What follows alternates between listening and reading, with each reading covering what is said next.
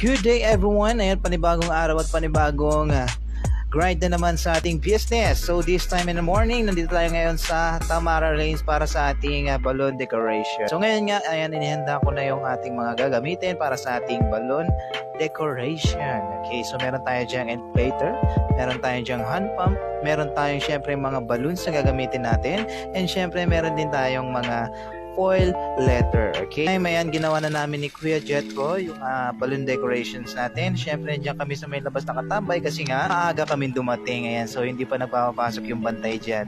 Ayan, kaya diyan namin ginawa sa labas yung balloon decoration namin. Pero syempre mabilis lang naman yan, konti lang naman yung gagawin namin. Ayan, para hindi rin hassle sa time, ayan, ginawa na namin dyan sa labas. So ito na nga, okay, gawa na yung ating balloons and wala pang mga letters yan, okay. So this time, ayan, papakita namin yung kabuuan na gawa na namin. Ayan na nga, ang ganda niya tignan, di ba?